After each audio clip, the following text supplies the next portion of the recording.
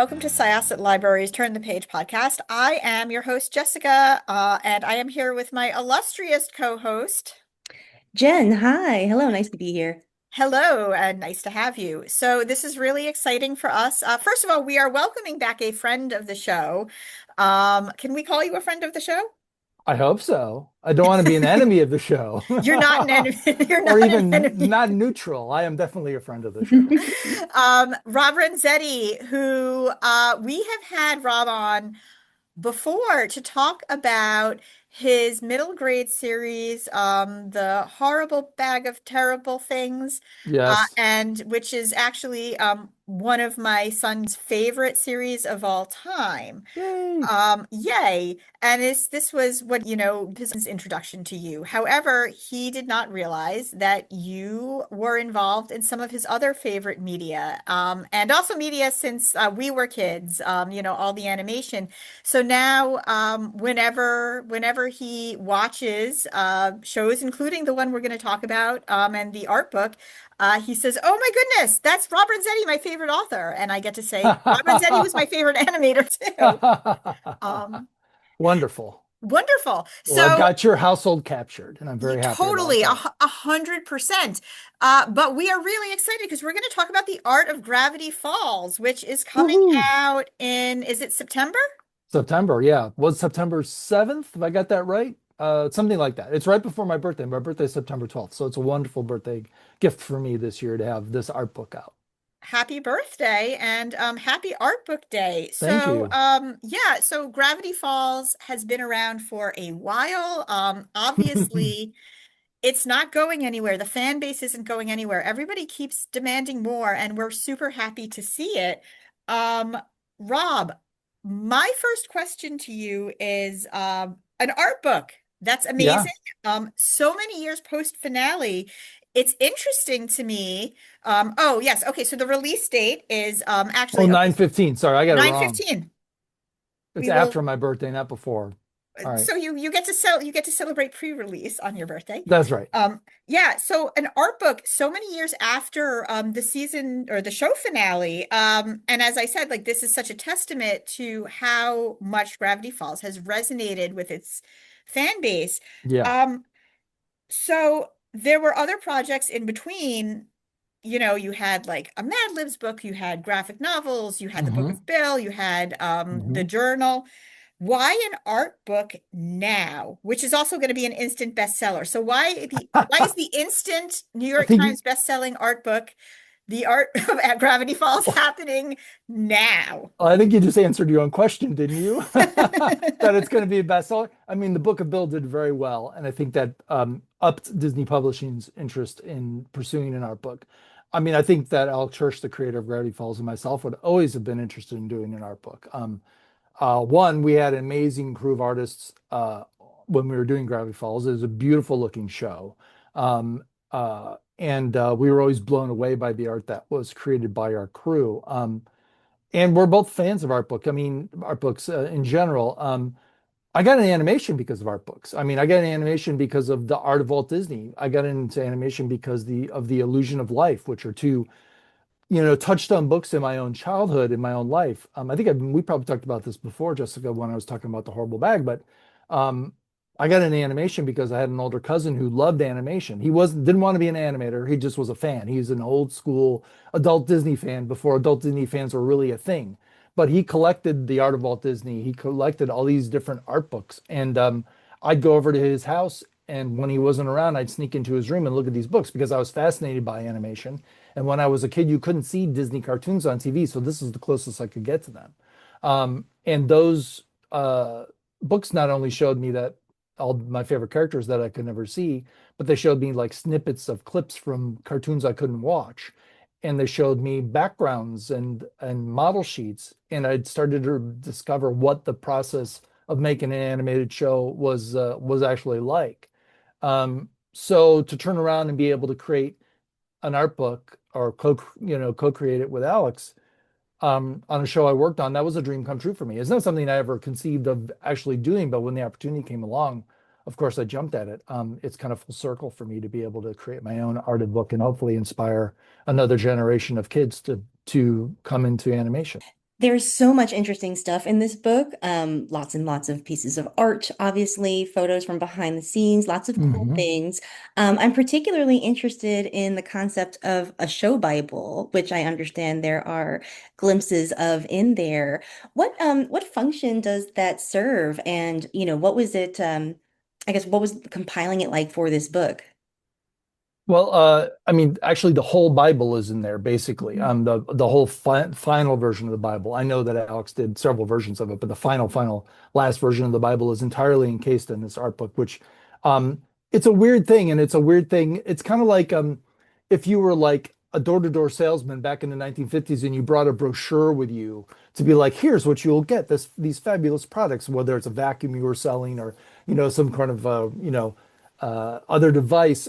You're basically is a sales tool. It's basically a sales tool for an artist or a writer or whoever has created the show to sell it to execs at a company. Basically, say, hey, this is what you're going to get.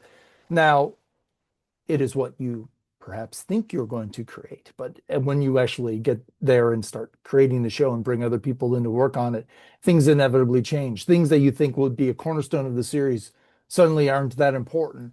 One little quirk of a character, um, may go away entirely after a couple episodes, or it may turn into like a major way that you break open that whole character and expand him and make him multi-dimensional. It's basically just a starting point, but it is the start. Most shows have a Bible in order to sell it to execs, that make the decision to say yes or no. It's the first part of the process, at least. And as we describe in this book, we kind of really delve into all the steps that it took to get Gravity Falls greenlit, from Alex just basically going to pitch meetings at Disney television, to getting, them hiring him to like be in house and work on many things, including Gravity Falls. But yeah, like the first official version, the first kind of, you either do it on your own without anybody really having any faith in your proposal, or being hired to like someone paying for a Bible for you to create a Bible. In this case, Disney paid Alex to create a Bible for Gravity Falls after he kind of pitched the idea roughly to the execs. But yeah, it's just kind of a first attempt to describe what the show is like. Was this one of the first times in a while that you had sat down and just, looked over the art, either yourself or with Alex or just with people who were involved? Like, was everything sort of locked away in its own Yes. little vault? And yeah. Yeah, and I saw some of it, but Alex is the one that really dived in. Surprise, surprise. He's the one with the crazy amount of boxes of stuff in his apartment. I grabbed a few things, but not as nearly as much as he did. Um, but kind of the way I delved back into the show more so was like, I conducted most, but not all of the interviews with like former crew. So I basically talked to people over the phone or over Zoom or whatever, and recorded our conversations to kind of get their feeling about what they thought was important about Gravity Falls, why they thought it endured, what their experience was at the time on the show, what their impressions of Alex were when they first met him. Did they know him at school? Did they meet him when they joined the show? All those kind of things. And I transcribed all those interviews. It was kind of like weird because I kind of became a pseudo journalist, at least for a portion of this project, where I was basically, this is the first nonfiction thing I've ever tackled in terms of all my other books, whether they're Disney related or my own creation with the Horrible Bag trilogy. It's all pure fiction, whether I'm going off of an existing project like when Alex and I co-wrote the journal together, or my own stuff. This is the first time I've done something that was fact-based. So we wanted to try and get the facts as close to accurate as possible. So we were double checking our own memory. Mine is especially faulty, and against all the people that we worked with, and making sure that we understood how things had happened and filling in gaps or filling in details that I actually never knew. Um, so yeah, it was strange to go back into it. Gravity Falls has never really disappeared, and certainly never disappeared from our consciousness. But um, certainly for me, I'd moved on to other things, and was just kind of checking in. And most of the people I've seen since, but I haven't necessarily worked with many people on different shows since then. So it was kind of a fun reunion, um, to kind of dive back in and talk with all those people and discover what they remembered. Uh, jogging my own memory and filling in gaps that I actually never knew. In in compiling all of the information and memories that you got from those interviews, people's recollections and whatnot, did they also provide any of the like documentary material of the production, the history of production photos and stuff like that? Yeah, we did gather stuff from people. Sean Jimenez, who's one of the background designers, had a real treasure trove of stuff, and I'm sure Ian Morrell, the art director of the show, must have had a bunch of stuff as well.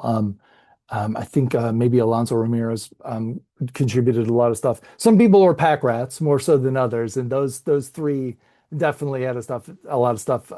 Especially next to Alex, who, like you said, had boxes of stuff that he'd gone through, discovered stuff that he thought was lost forever, and then he just opened a box and be like, "Oh my God, I've found this." The some of the original stuff that like didn't make it into the show, like alternate ideas, the first versions of things which were radically altered. A lot of that stuff that we thought might be lost was indeed found. So we had access to the official Disney archives, but it's that stuff is the stuff that gets shipped overseas. That's all the stuff that it's like kind of that's the final draft of a lot of stuff. But a lot of the rough draft and rejected ideas, we had to kind of rely on those pack rat people to see if they had visuals of that stuff. And we lucked out. Was there anything, and you don't have to give it away, but was there anything that you completely forgot about that you were like, oh my God, this was the thing that we thought was going to happen, or this was the character we thought was going to do something. You can't really say that without spoilers. I mean, people are going to buy the book. I've already Right. got it pre-ordered. It looks beautiful. But yeah, like, did you surprise yourself when you were looking through this stuff? I mean, there weren't any big surprises. I mean, looking through it again a few days ago, there were some like silly sketches and stuff that I never saw, which were funny, but nothing huge or radical like direction that we didn't take. I mean, what the book really does show, and we've kind of made a conscious effort to show this, is that all the stuff that made us look like geniuses was actually just happenstance and very, very lucky. We had luck was on our side. And I had a similar experience when I was writing my three books, where a horrible bag, like in book one, I set up a bunch of stuff that like just coincidentally like really worked for me in books two and three. There was stuff that we talk about this in the book, and I don't want to spoil too much, but this is, we talk about like not only the art, but like the ideas. We really delve into that. And the big, big ideas of the show. And I'm going to spoil for people who's never have seen Gravity Falls, but if you haven't seen Gravity Falls, I don't think you're going to get the art of book. I would recommend watching the show first, then buy the art of book. Um, the idea that like Dipper has this weird magical book that was in the original pilot, and the idea that like he may have this magical book, and Stan has a lost twin. Those ideas were there for a long time, but they weren't together for the longest time. And Mike Randa and Alex at one point just decided like the should we give Dipper this weird book? Because we like went several episodes in the show not knowing whether we were going to do that or not, and then we had to finally kind of decide whether we were going to or not. And when we did, the idea that the book is written by Stan's twin, that was a key thing that seems like you would have for day one, but we literally, Alex didn't have it for years, and we didn't have it for like maybe half a year when we actually started working in production and making the show. Um, and then, and the idea that McGucket was his assistant, that was something we discovered along the way. Like McGucket was just meant to be a silly hillbilly character that really was going to make one appearance and then maybe be around for a couple other jokes, but like he grew in importance and depth as the series went on, and it must look like that's what we were planning from the very beginning, but we weren't planning any of that. It's just worked out in our favor that we had another scientist character who could build crazy machines that could be Ford's assistant. Those two things seem so foundational and so intrinsic to the mythology of the show, but they weren't there. They weren't there for a long time, and we just were able to get them in the show just in time to make it work every time. And there was a lot of that kind of thing. Um, not to go on and on, but like I'm I'm a planner, I'm a plotter. I like to have everything figured out. I like to have A, B, C, D all the way to Z if I can. Um, Alex is definitely a pantser, though these terms apply to books more than TV shows. But Alex is of the mind of I will make the decision when I have to make it. So he procrastinates all the time and would delay and delay decisions all the time, which drove me crazy. And of course, drove was difficult on the schedule, but like basically it gives your mind time to ruminate and come up with the right answer. If you force yourself to answer something before you really need to, you may not get the best answer that's out there. So like the idea, we basically were up against the wall when we had to figure out all that mythology, but like we waited until the last minute to figure it out, and because we did, we figured out the right answer to it, which we might not have done if we like were just being kind of more methodical and doing things and getting it out of the way and getting that decision out of the way. So I kind of learned a big lesson in terms of creativity while working on the show was like it's good sometimes to have some stuff figured out, but if you can't figure it out or you're not satisfied with the way you figured out, don't worry and push yourself and let your subconscious work on it for as long as possible. Did reflecting on your process and the process of the show and everybody involved, did that reveal anything to you about like how your own artistic process has changed over the years? What did you gain any insights from working on the book? Yeah, I think I kind of just answered that in terms of Oh like yeah, that was kind of the yeah, biggest change in my own process was yeah. the idea that like I'm still a plotter, but I allow myself to be a bit of a pantser now in terms of stuff. Like I know that something will come along that'll work out. Mhm. And when I was writing my trilogy, that was really, really useful because when I got into the third book, it was the most complicated and I had to tie everything up and I managed to be able to do it. But um, I kind of know the direction I was going, and sometimes I'd go towards that direction, and sometimes I'd veer completely off course and be somewhere else. And I think before I'd had the experience of working on Gravity Falls, I would have been a lot less comfortable with that.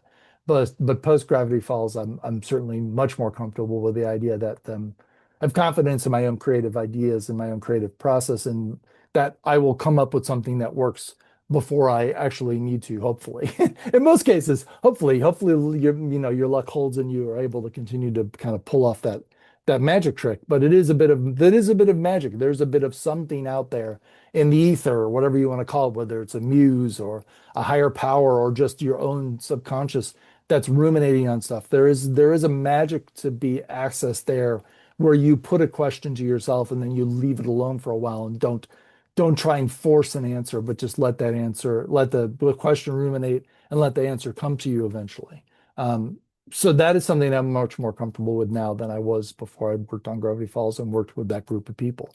Um, and because working on a TV show is kind of it does give you a certain amount of discipline. You do have to be creative on a schedule, but there are certain creative parts of it that you can allow to be delayed.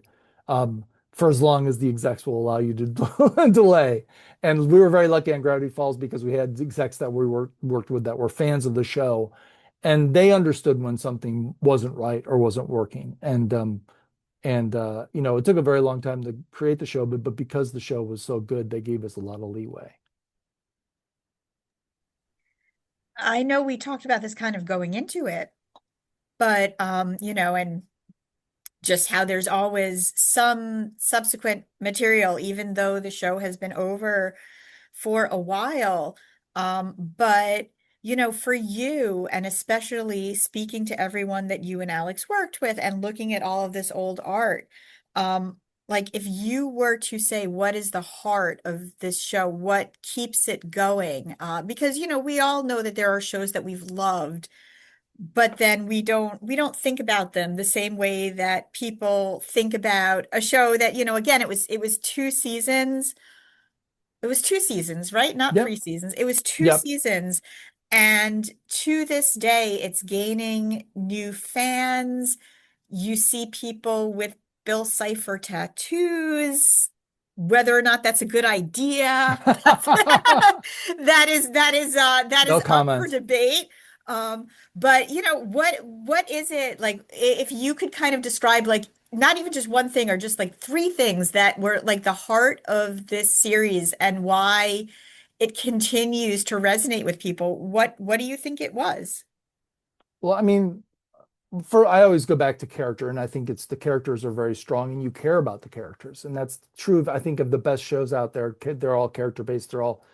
They all they all live or die on their characters, and whether the creators of the show stay true to their character. I mean, we all watch shows where all of a sudden the creators kind of break faith with the audience in some way, not necessarily intentionally, but they just decide.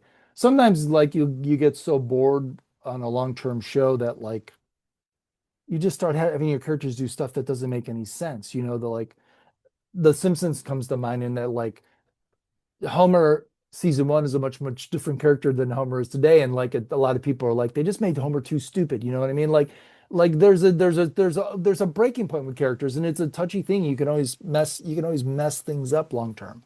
Um, so I feel like the characters are great, and they stay true to themselves, and they stay true to themselves for the whole series. Now the series was only 2 seasons, so we were lucky. We didn't have to go, work for 30 years with the one set of characters. But that was a choice that Alex actually had the freedom to make, which we talk about this in the book. It's very unusual for the creator of the show to decide how long a show is going to go. Most creators want their show to go on as long as possible. But it was such an all-consuming project for Alex, and it's pretty all-consuming for any TV show creator. But for him especially, he really did put his heart and soul and body into this. Like, I mean, he physically uh, pushed himself to the limit. Um, I don't know that he at one point I don't think he even wanted to do a season two. He just was ready to be done at season one. And but when he saw the fan response, he realized he needed to finish the story because he really connected with the audience, and the audience really connected with the characters. So I mean, I think it's just basically the characters and how solid they are, how faithful they are, and the fact that they love each other. There's plenty of cartoon shows out there where the characters literally just, hate on each other and that's all there is. But Michael Randa really makes this point in the book as well, which is he wanted the characters to love each other so that the audience would love the characters. So, great strong characters, that's one of the aspects of thing. The other thing is the crazy weird stuff and the weird ideas, the inventiveness. Bill Cipher, a great overarching villain, great episode villains, great episode monsters, and great weirdness. It's a kind of the heart combined with the weirdness of it, I think, that makes for an entertaining experience. The show's very, very funny. It's very, very strange in parts.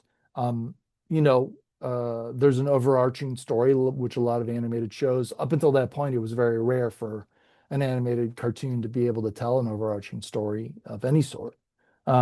So that made it unique at the time, and I think leads to a devotion from the fans that it otherwise wouldn't have.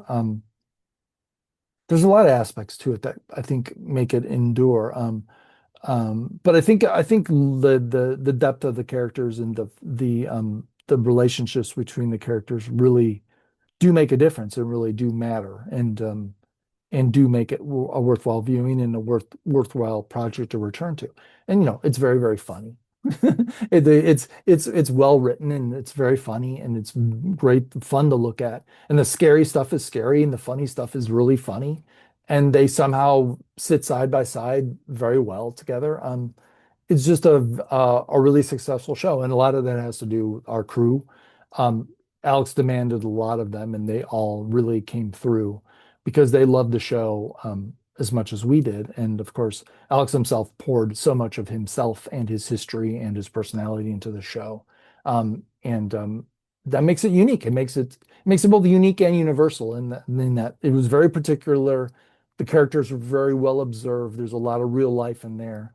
The teen characters, Wendy's teen friends, are basically modeled off of Michael Randa's teen friends when he was a kid. He was the Thompson in his group, and he had all these much cooler friends that he hung out with. Like there are things that are pulled from real life that are particular and not just generic cartoon stereotypes, and that makes a lot of difference, and it makes the show have a depth that a lot of contemporary shows didn't were lacking. Yeah, I think the depth of the characters and the groundedness of their relationships lets the show go all the weird places it does because it Yes. always comes back to these foundational characters. Another thing that I wonder if you think about in terms of like world building is, there are some stories where like all the world building is on the page, like everything the creators thought of is like there on the page. And then there are some that I think like this, where like the weirdness that you see is like 2% of the weirdness conceived. Like, do you feel like that sort Yes. of world building also plays a role? Yeah, I mean, we had no lack of weird ideas. The weird ideas were always the easy part, like, but that like coming up with a character story and tying that to a weird idea of the week, whether it's a monster or just a concept or whatever, that was the challenge, right? So yeah, there was plenty of weirdness. Weirdness was not a problem. We all kind of there were a lot of people with a very weird mindset on that show. Alex and me in the writer's room, everybody in the writer's room was a rather strange individual. So there was a lot of strangeness to go around. It was kind of the groundedness that we had to always make sure we were, being faithful to. And that was a big, that was a big contrast for Alex. He wanted the world to seem real so that the weirdness would have impact. Because if you turn on a cartoon show and everything's just weird, then nothing is weird, right? It's just a weird hodgepodge with nothing for someone from the real world watching the show to grab onto. That makes for a little bit of a harder uh, project to get to really connected to and to kind of fall in love with. That was his philosophy, and I tend to agree with it. I think Gravity Falls proves that to be true. I think you also hit on something, and just as a whole, bringing it to the idea of the art of Gravity Falls, animation has this ability to go anywhere. Mhm. I mean, I'm a fan of sci-fi shows and horror shows, and I've watched, like live action stuff. But animation, you can literally do anything because it's art, because you can make it happen. And I think that that is one of the reasons why it's great that we're getting this book. But talking about before, like how you got into animation from looking at art books, you don't have to rely on special effects. You don't have to, conceive like what would a CGI triangle with a giant eye and a top hat look like. You can He can be anything. You can draw him out, and then Mhm. everything can kind of just go from there. And it's such a beautiful thing. It really is just about how the medium works. That's more of a comment than a question. Well, you know what it makes me think of, which is going back to like the grounded stuff playing off of the weird stuff. Ian Morrell, the art director, was very keen that the realistic stuff both be stylized but also be based in reality. So like the forests around the Mystery Shack, that stuff's very well observed. Ian loved being out in nature and was like grab stuff from real life, but at the same time, the style of how those things were drawn, there was a very obvious human hand in it. There was a very obvious like ink line, though it was digitally done. There was like, there's a very obvious ink line in like the leaves of the tree or how those things are stylized. So it's like observed from real life, but then, filtered through an artist's hand. So you are in the middle of these amazing forests and there's this weird little shack in the middle of it and strange things happen there, but the forest itself seems very grand and very solid and very grounded, literally grounded, uh so that like that's our base of operation, and we let the kind of the weirdness be created there, and the town itself as well, even though there's some definitely weird parts to Gravity Falls. When you go downtown, like it's mostly just rinky-dink little buildings, and that could exist in any kind of small town situation. And then there may be a goblin hiding inside of one, but that's the weirdness, not the building itself. So again, it's just kind of like, but where there were definitely the show was definitely a celebration of art, and though ironically it was made digitally, everybody's artistic hand was very strongly shown on the screen and in everything that was designed for that show. Yeah, I guess for those who are approaching the book for that, that wisdom of like going inside your process and learning all about the role of planning and also the rolling of contingency and all that, like I guess are there are there main takeaways beyond like the planning phase, or rather, I guess is this something that you can see people like yourself, when you were younger, picking up and like inflaming their own interest in animation? I imagine that is like the hope with this, right? Or Oh, for sure. I mean, when Alex and I had our first conversation about this, we were talking about, well, what kind of art book do we want to make? And there are kind of like what we think of maybe as more of a coffee table.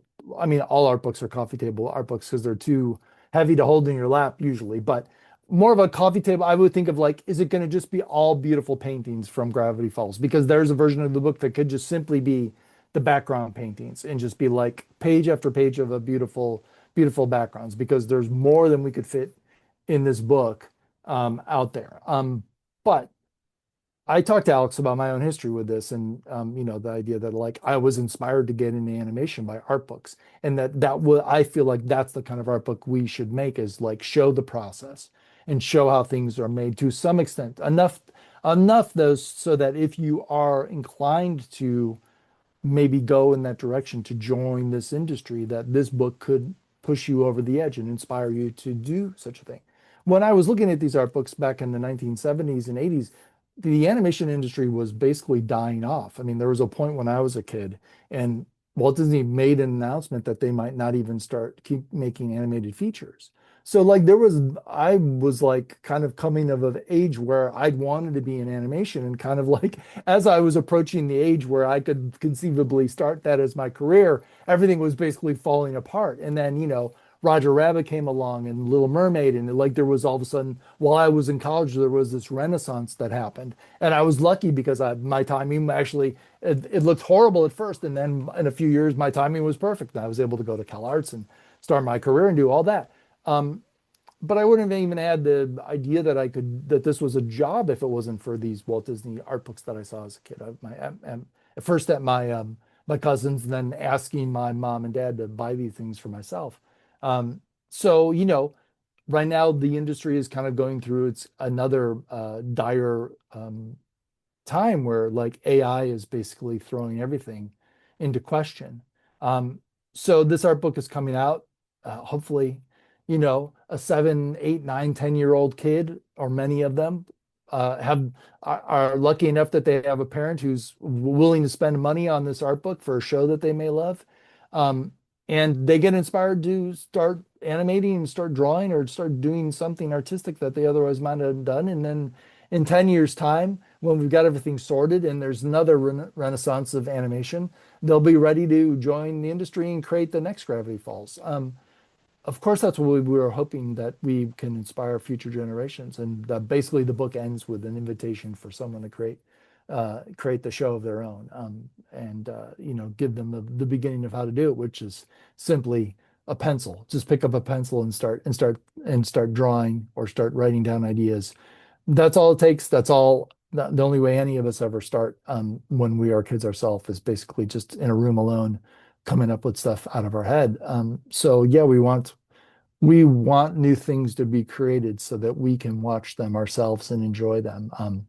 Because we love story and we love animation, and we want new shows to be born. So if we can help further that process, inspire young kids to do so, then our job will have been done. You actually stole my thought.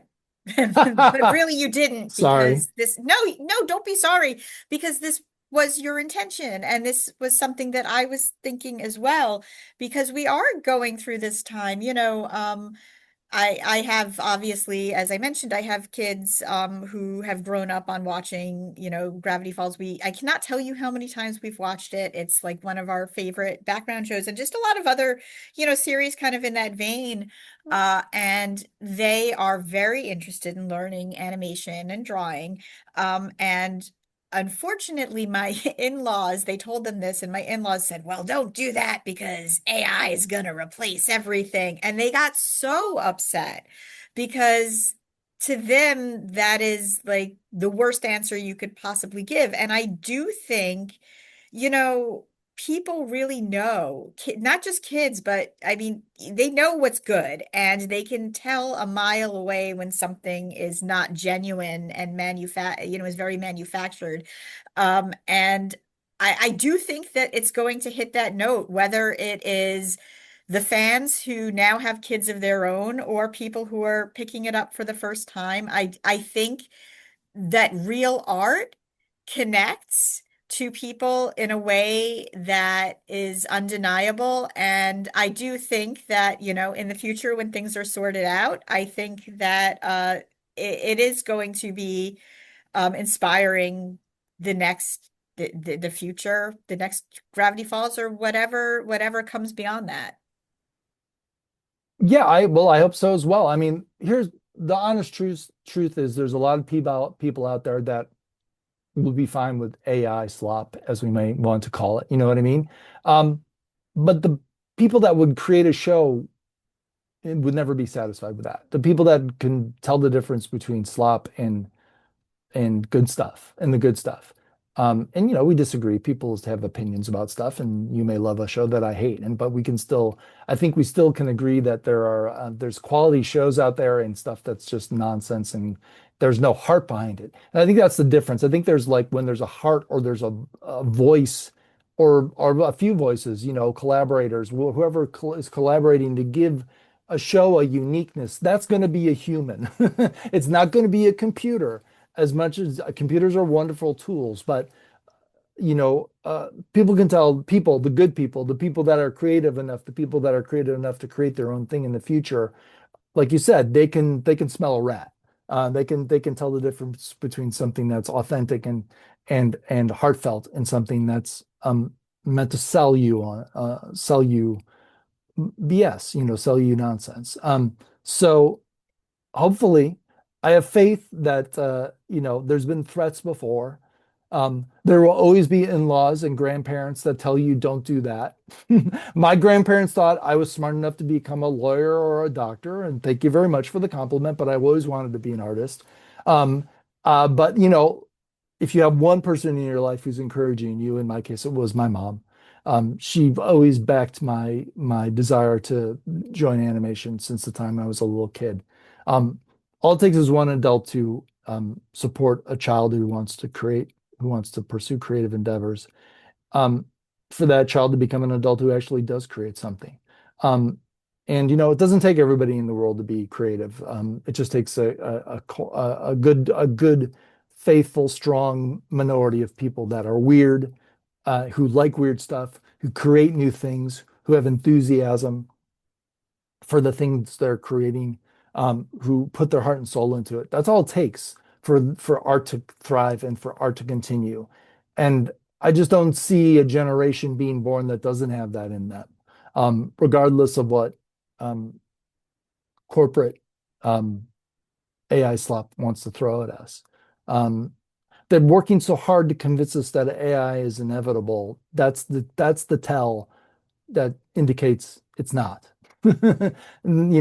Just like, I lived through the 90s where like there was there's a spate of about 5 years where virtual reality was like all over the place and we're all going to live in we're going to be in a virtual world and whatever. And it was so obviously silly, but like, for a while, there's always forces that want to convince you very, very, very strongly that this direction is inevitable, and it never is. And the stronger they yell about how inevitable is, the more you realize that it's not inevitable, that it's a house of cards, and that it's only a few months or a few years or even a few days away from collapsing. So that's my take. I hope I'm right. Regardless, there will be people out there fighting for authenticity and for heart and for human-based creation. Thank you so much for everything. Jen, did you have anything else? No, I mean, I think that was like a perfect mic drop. That was really lovely. Yeah. And On my and time. when you check out again, check out this book, future New York Times best-selling best-selling book, The Art of Gravity Falls. I'm looking at just a picture of the cover right now. Is it a cutout cover? Because I've seen a It few is. It previews. is. It is. Yeah, Yeah. it's again designed by Ian Worrell. He's the one mastermind behind that cover. But yeah, I just actually I believe my advanced copies just arrived in the mail today, so I didn't have a chance to open them up yet. I'm sorry, but you can see it online. There's a few videos out there showing you how it works. It's gorgeous, and it really is like an invitation into the world. It really is, and you can smell the forest looking at it. You really can. I It wish you just could. I wish we should have put scratch and sniff Oh, that line would have been scents. good in the second edition. I mean, that was an idea. Like Hirsch throws out Right. every idea, and it's like, well, we can't afford that, but we can afford this. But the fact that he like throws out all these wild ideas gets us a little bit further towards something that's creative and something costs a little bit. We get a little bit of that way towards things. So this crazy fold out cover, like we had even crazier ideas, but like this was what was manageable on the schedule we had to produce this book in. But yeah, we got the crazy trifold cover. Very excited to have that. Yeah, we love the show. We wanted to make this worthy of the love that the fans have for the show. So I hope we've done so. Thank you so much. Once Thank you again, this both. was thank you again. This was Jessica with Syosset Libraries Turn the Page podcast. My amazing co-host was, Oh, thank you, Jen. Goodbye. and our fabulous, fabulous friend of the show, who will hopefully be on again at some point to talk about something because we love talking to you. Uh, Rob Renzetti, thank you so much for joining us once again. Check out The Art of Gravity Falls. Get it from your favorite bookstore. Pour through it in your public library. Take it into the forest and take a pencil, breathe in the air, and start drawing your own stuff. Bring all of this creativity to the future. And we are going to Wonderful. close this chapter of Turn the Page. It's time to close this chapter of Turn the Page. Join us for the next episode.